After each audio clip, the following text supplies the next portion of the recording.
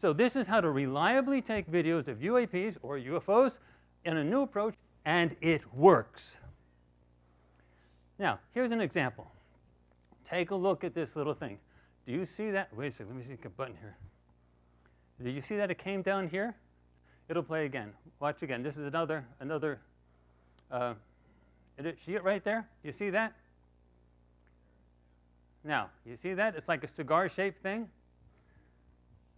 Folks, I turned the cameras on after we figured out how to do this for the first time, and I recorded for 10 minutes. I found over 50 UFOs like this over my house. Now listen, folks, they're over. If you showed me, if you let me take my camera, put it out in front of this building, and for 10 minutes take a photograph, I could come in here and on this laptop show you. Why don't you see them? Because it's hard to see them. First of all, the disclosure movement is picking up steam. There's a need for photographic evidence that can be replicated on demand. Oh, not somebody took a picture in Bolivia and I think it might be. No, you have to be able to take it now and then show it and see that the UFOs are real. There has to be mainstream awareness. Tomorrow is my birthday. That's not important. Tomorrow, the 26th, is the day that there's open congressional hearings about the UFOs. Chuck Schumer, the Senate Majority Leader, Marco Rubio, they're all involved in all of this stuff. Marco Rubio, he has said things like, he stated that there's multiple whistleblowers that have very high clearances, I'm quoting, very high clearances in high positions within our government. That's Senator Marco Rubio. Some of these people still work in the government, and frankly, a lot of them are very fearful of their jobs, fearful of their clearances, fearful of their careers, and some, frankly, are fearful of harm coming to them. Understand these claims are things that are beyond sort of the realm of what any of us have ever dealt with. And Rubio expressed a concern that crash retrieval programs are being run by an internal military complex that is accountable to no one. This is Senator Marco Rubio. And the show starts tomorrow. Actually, it's been going on for the last few weeks. So if you don't know anything about it, you're not in the loop. So, and then there's Haim Ashed. Do you even know who Haim Ashed is?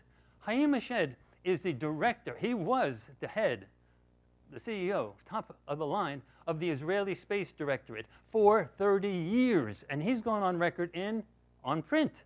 Now, he thought he was going to get away with it because he did it in the Hebrew language. But it turned out to be that lots of people know Hebrew, and it got translated immediately into other language. He has said,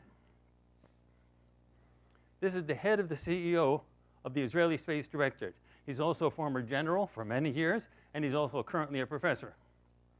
He's claimed that there are written agreements that have been signed by the United States government, the Israeli, and some other governments. There is an agreement, this is quote, translated from Hebrew. There is an agreement between the US government and the aliens. They signed a contract with us to do experiments here. And he also said that there is a, quote, underground base in the depths of Mars. That's going to be important as we get later on into the presentation, housing both American astronauts and alien representatives. The aliens are demanding secrecy regarding their presence on Earth.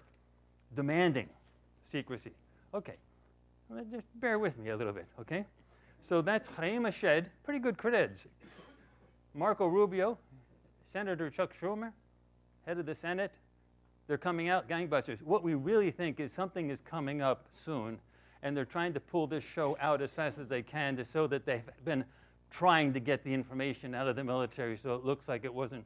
We think something else is coming up. But what is happening tomorrow is a good beginning. Okay. Now, watch this. Did you see it right here? Do you see it? This is over my head. This is a different pass than what I showed you before. The thing was buzzing everywhere. Watch it again. Do you see it again? Now, you know how it's going click, click, click, click like that?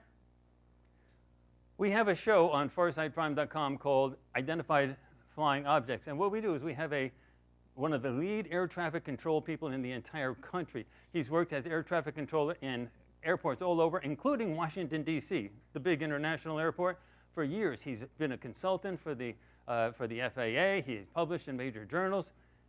Actually, to be quite honest, he's the one who told us how to take these photos. He came to us last year, showed us how to do it. We said, OK.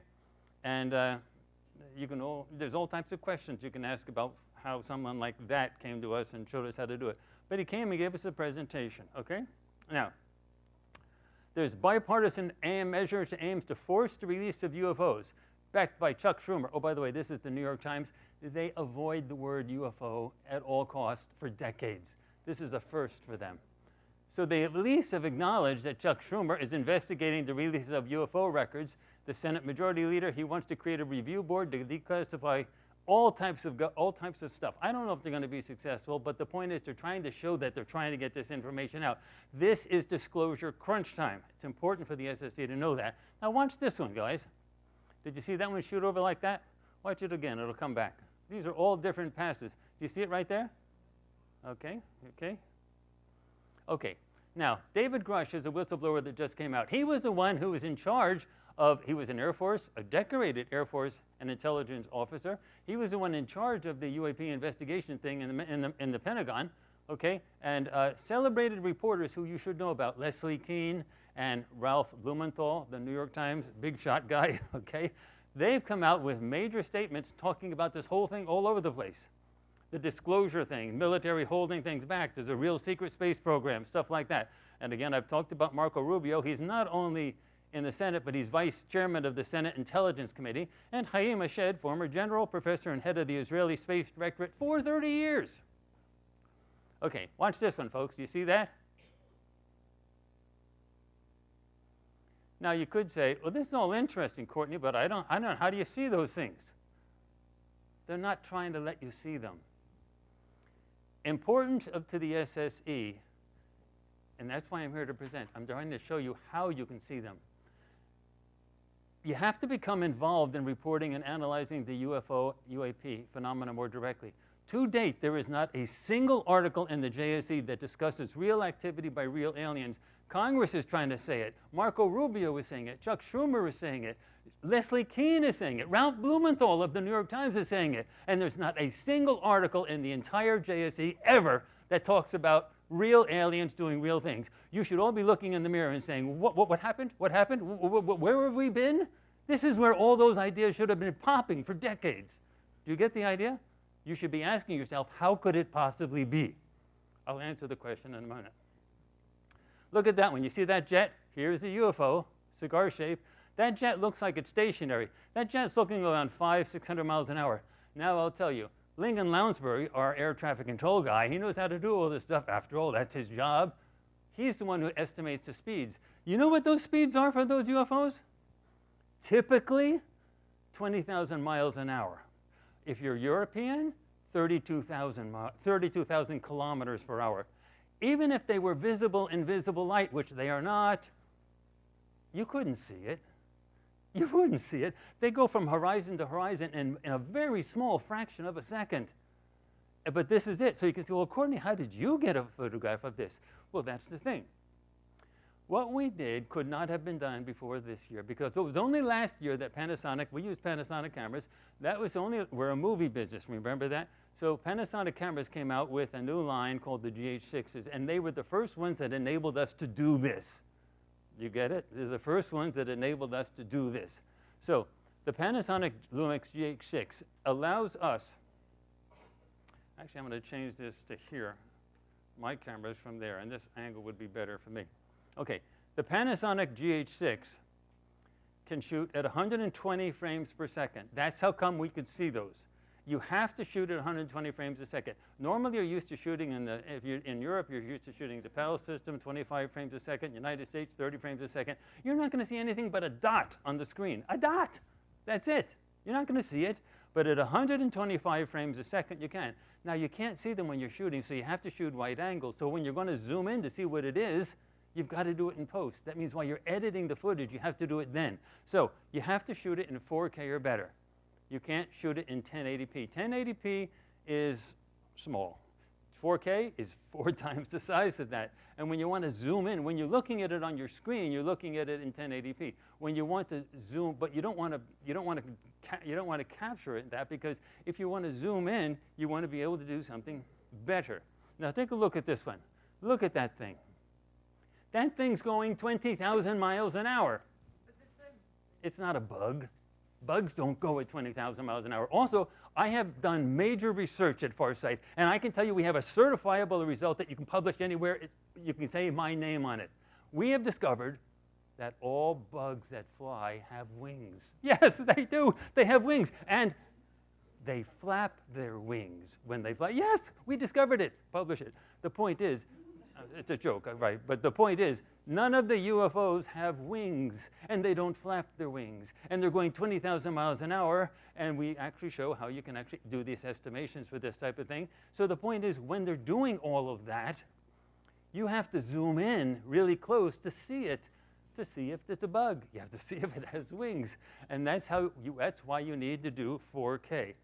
So this is the sensor. That's the sensor for the GH6.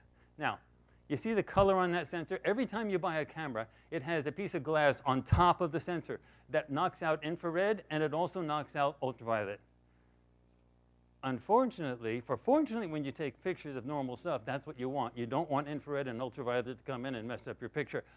But the ET ships are all using stealth technology. They don't want you to see them. So they're going 20,000 miles an hour, and they can only be seen in infrared.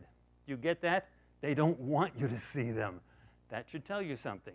They're up to no good, a lot of them. The point is, you have to have this converted to a full spectrum camera by getting that piece of glass cut out, or taken off, actually.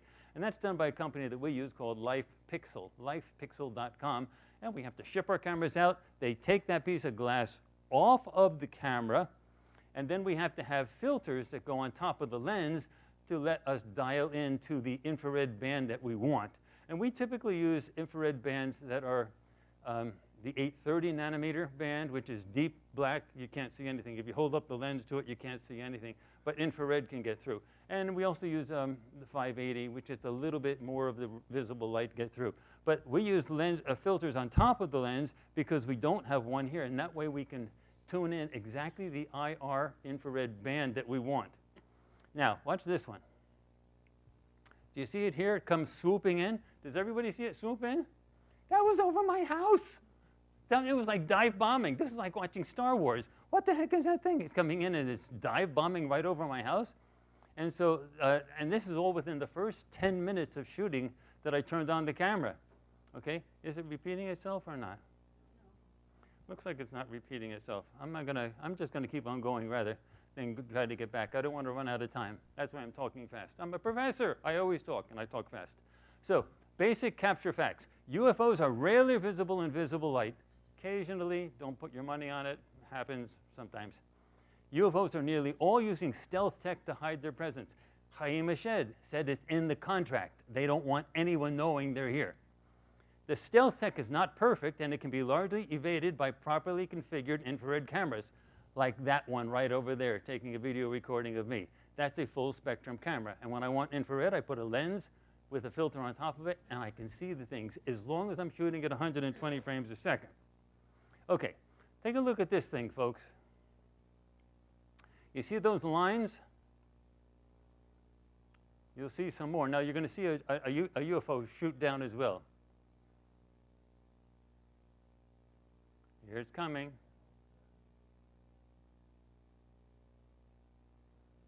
I haven't seen the UFO shoot down, but I'm seeing only the lines. Could be the way the... Okay, well, there. You see those UFOs here? So some of them are lines, and some of them are actually, there it is. Did you see it drop down? Okay.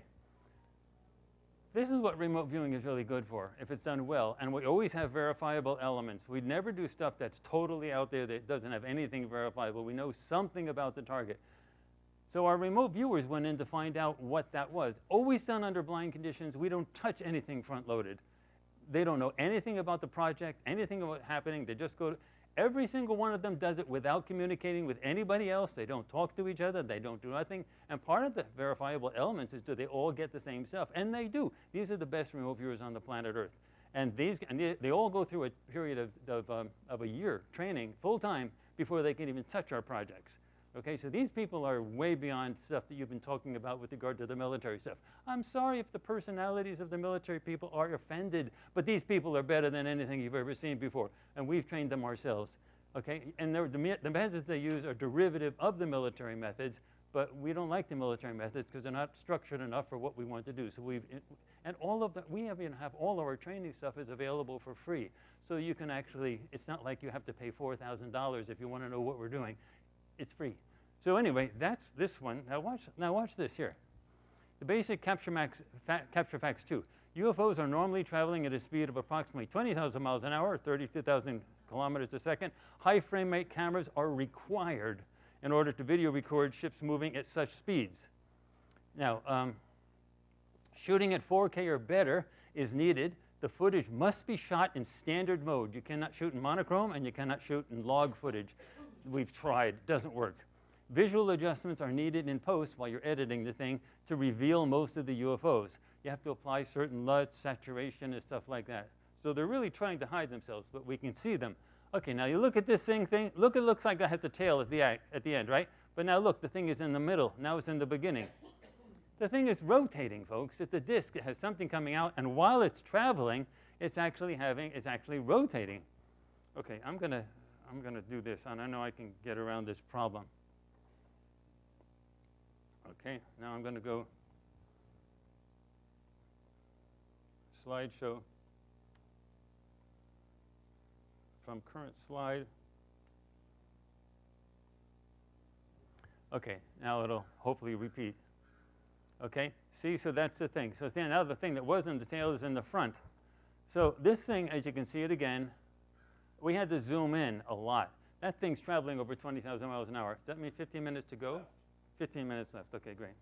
Okay? And I had to zoom in a lot. You can even see the pixels on it to zoom that thing in. That's why you have to shoot in 4K or better. If you're shooting in 1080p, it's just not going to work. Okay. UFOs are often present in huge numbers over major urban areas, such as Atlanta and Washington, D.C. during the daytime hours. They show up in large numbers for some reason at air shows. Like we went down to a Blue Angels air show in Pensacola. There was like hundreds.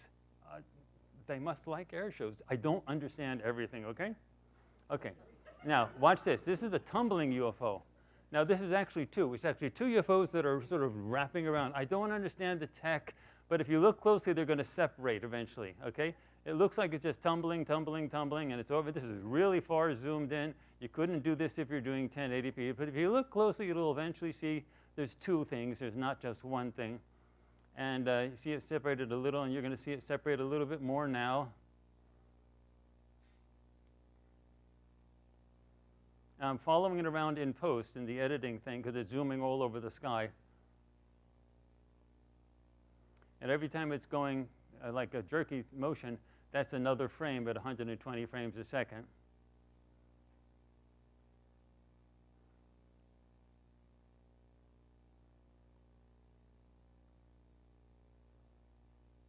There, you see it break into two pieces there?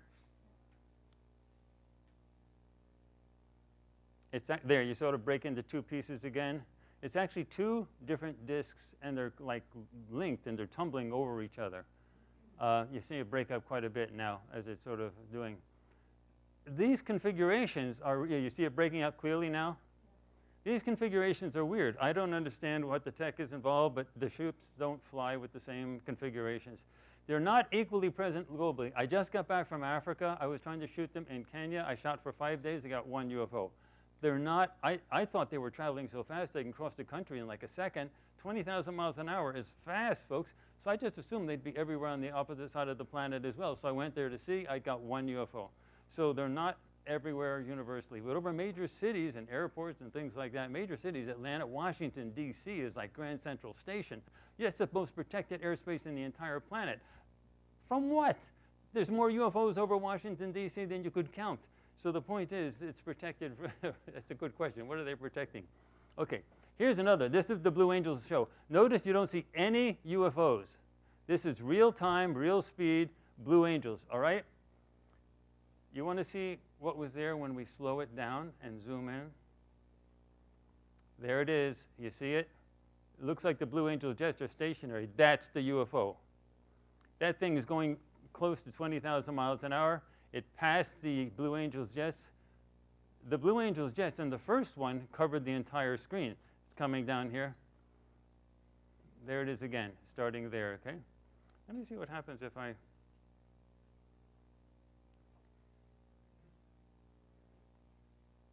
There it is. It's coming back. There it is. You see that again? That's a UFO. Look how stationary. It looks like those things are not even moving, the Blue Angels jets. But I showed you in real life, there's the Blue Angels jets in real time. Now that UFO was, it was there, but you couldn't see it. You can only see it when you slow it down, and it's all infrared. That's what you get when you get 120 frames a second. You can't see them otherwise. Make sure you every 5 minutes give me a warning mark if you can, okay?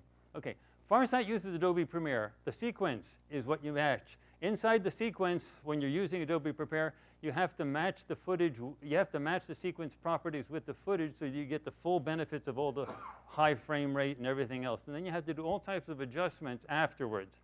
Now watch this, folks. It's going to come in from this side. Do you see it? Do you see it? And now it's going to dive down and tunnel into these trees. At that moment it's here. It's flying over the Pensacola Naval Air Station. I call this the tunneling UFO. You see it's still here? In real time, that you couldn't see it. In real time, you couldn't, 10 minutes left. In real time, you couldn't even blink and see that. This thing is slowed down to 1/20th. That means if it was a 1-second video, I'd have to make it a 20-second video in order to be able to see this thing. In reality, this is a fraction of a second. Okay, slowing down the footage is necessary. Scrubbing is different from rendering, which is what you do when you get your final thing. And locating the footage in the UFOs in the footage is a big deal. Take a look. You see all those dots? This is when the air show just started. They're all UFOs and they're over the Pensacola Air Station. Every single one of them. It's all slowed down. They're incredibly fast. You see them? You see the like orbs all over the place? Those aren't bugs. We had film going all over the place. There's nothing before. As soon as the air show started, they showed up. And they all came down and they all swooped down right onto the air base. Anyway, that's the kind of thing you get. Okay, different visual effects reveal different UFOs, and you need to be able to distinguish UFOs from bugs and birds. So 4K is important. You need to be able to zoom in. Here's 1080p. That's how you're going to broadcast your stuff. You have to shoot in 4K in order to be able to reduce things down into 1080p and still see it and still have clear resolution. Okay, now here's another shot of this exact same thing in case you missed it. You see it? It's going around. It's coming around there. So this is one of those shots where I got one UFO separate. Otherwise, there's like hundreds out there at the same time. Okay. All flying bugs and birds have wings. Bugs and birds flap their wings. UFOs have no wings, and they do not flap wings. So zooming in post is absolutely needed. And you can't zoom in with the zoom lens because you can't see what you're shooting anyway. So you have to do it afterwards. Bugs can be avoided various ways. Winds during the daytime at the beach come inward and they blow all the bugs away from the beach. So the beach can be done as well. Shooting above the bug line, going to a parking deck, it's like really high, you're above the bug line. Winter is really great. December, January, February, and there's no bugs. Every UFO needs to be visually inspected up close, okay? You see this, another picture of another shot of the UFOs dropping down over the Pensacola Air Station. What? That's the type of stuff we're talking about. They're out there in enormous numbers. Okay, speed is a distinguishing characteristic. All of that was slowed down to 1/20th of the speed. They're all going like 20,000, 15,000 miles an hour. So speed is an incredible characteristic. We can use miles per hour, kilometers per hour, or body lengths per second. If you have visual elements, trees, and things like that visible, you can use miles per hour or kilometer per hour. Otherwise, it's body lengths per second, which doesn't require any type of external reference. A bit of history. Okay. All right. At this point, I'm going to shift gears a little bit. I'm going to need to talk about what you need to be able to do. This is a project, Base on Mars, that I tried to get published in the JSC. Daryl Bem was the associate editor. It went through a year-long review process with Daryl Bem and the editor-in-chief and the back and forth and revisions and everything. I finally got accepted. 10 days before it was supposed to come out. 10 days. 10 days. Typeset, everything done. It got pulled. I'm not going to go through the details of what happened, but it suddenly got pulled and said we had to send it out for review again. What? Okay. Okay. All right. The thing was there's a base on Mars.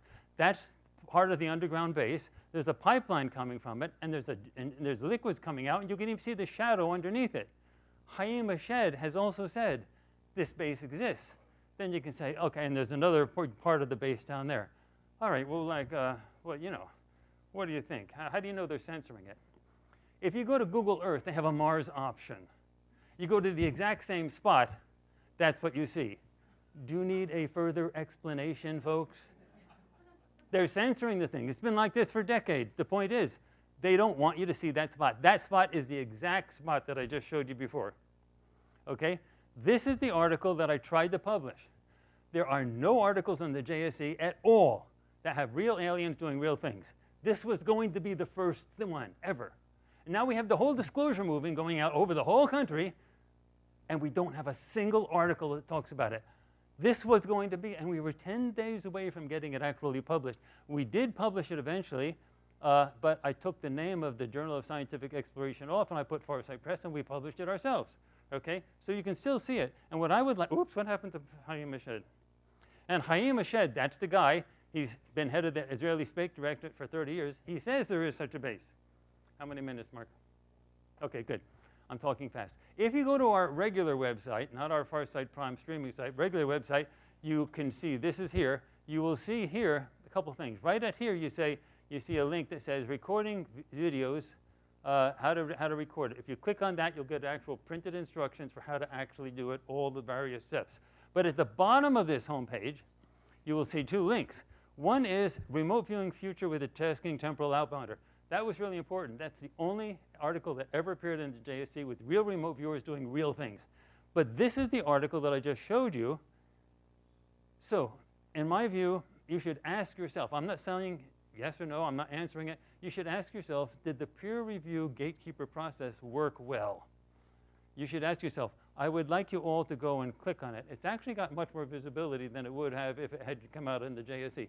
If the JSC published it, maybe a few hundred people would have read it. At this point, tens of thousands of people have read it. And I am very appreciative of the typesetting, the formatting. Everything was perfect. So the only thing I had to do is change the name of the publication. So if you click on that, now if you click on this thing here, based on Mars, you'll see an updated video project of the actual same thing with our new viewers, okay? This is farsightprime.com. People pay $10 a month to be subscribers to it. This is the largest collection of real remote viewing projects that exists anywhere. And we also have projects on identifying UFOs, which is just like that, which has Lincoln Lounsbury in it and so on. This is the best remote viewers that exist. If you didn't even know that it existed, it's a good question to ask why. All right, strategies for control. Those who are going to debunk you are going to use fear, intimidation, and ridicule. They're going to come after you if you do this, but you need to do it. You need to actually have verifiable stuff like photos, videos. They're going to have dismissal of all interesting data and theories as technical glitches or crazy ideas, direct verbal and written public attacks. There's going to be meetings with select members of organizations pressing the flesh to stop the publication of data and the theories. There's going to be gatekeepers. Gatekeepers are attack vectors. They're places that if someone wants to control, they go after those people. Make a lot of noise that disrupts presentations that contain information that may interest organization members. That's what they do in order to stop you from doing it. You have to ask yourself, how could it be that there's no articles at all about real aliens doing real things in the JSC or the SSC stuff? You have to ask, how could it possibly be? This is where it should have been happening. Okay, this is who I am. But there's one last thing I'm going to do. I'm going to show you a little bit of history about how you're going to be attacked. Now, never, ever criticize someone who attacks you. Science is not something where you actually come up with an idea and people say, oh, that was so interesting. That's a Nobel Prize for sure. Oh, this is so great. That doesn't happen. Science is a gladiator sport. If you have an idea, you have to fight for it. And you're going to be attacked. If you're doing anything important, you're going to be attacked. And the person that attacks you is not a bad person. That's just what they do. And you have to be able to withstand it. Now, let me tell you a little bit about it. John Alexander, he's my nemesis in the SSE. He wrote a book, Reality Denied, and he was so I was so grateful he actually detailed the things that he's been doing to me for a number of years. So I'm going to tell you, this is, and I'm not saying it because he's bad. This is just his opinions, and he can have these opinions. It's perfectly okay. But when you do it, I have to have 1 minute, so give me a note when 1 minute is there. When you actually, just listen to how I got attacked, so that when you get attacked, you know it's okay. This is what he wrote on page 125 of his book, Reality Denied. A couple of glaring examples come from Courtney Brown and his Farsight Institute. Brown, a professor at Emory University, has given several presentations at the annual conventions of the Society for Scientific Exploration. At the June 2008 meeting at the University of Colorado, Brown proclaimed that according to his remote viewers, the Los Angeles airport, LAX, would be physically destroyed by December of that year. Now, some 9 years later, LAX is still up and running. In order to explain this obvious remote viewing failure, Brown informed that in a presentation the following year that the LAX, in fact, was destroyed, but it happened in a parallel universe. Listen, folks, we had this LAX experiment, which I did present here, was a great experiment. Experiments mean, by definition, you don't know what's going to happen. And you learn from that. We had another experiment that followed that from what we learned, and that experiment was a generalization of quantum mechanics, and that led to the article that I showed you before about using a temporal outbounder, that in fact there are multiple timelines. That's a theory of quantum mechanics called Other Worlds that was developed by Hugh Everett, who got his PhD under John Wheeler in 1957. And about 25% of mainstream physicists believe it now. And then, I'll be done in 1 minute. In June 2010, at another SSE conference, Brown claimed that they had evidence that the US military had an underground base on Mars. According to his remote viewers, this was an operational, give me 30 seconds. This was an operational facility, and the photographic evidence showed ejecta spewed forth from that location. In his talk, he stated, there are unregistered flights going out of Cape Canaveral all the time that never get recorded. That is utter nonsense. When there is a launch from Cape Kennedy, half of Florida is aware of it. Obviously, his people have no concept of logistical requirements to support an extraterrestrial base. While I take issue with scientists who fail to accept hard data, these examples are some of the reasons why they don't. I admit I was a peer reviewer who blocked his article on this topic that Brown submitted to the SSE's Journals of Scientific Exploration. Thank you, John Alexander. If you don't have someone to battle with, no one's going to listen to you. But folks, give me a break. Give me a break. This is what Google Earth does to the exact same spot. Is that a glitch? Is that a smudge? Doesn't look like it to me. And Haima said, former head of the Israeli Space Directorate, says that there is such a base. I leave you with this. Fight when you have science. Start taking video recordings of UFOs and then present them here. And don't worry if you're attacked. If you're lucky, you'll be attacked by a strong person and you get to fight back. Thanks. Let's thank Courtney.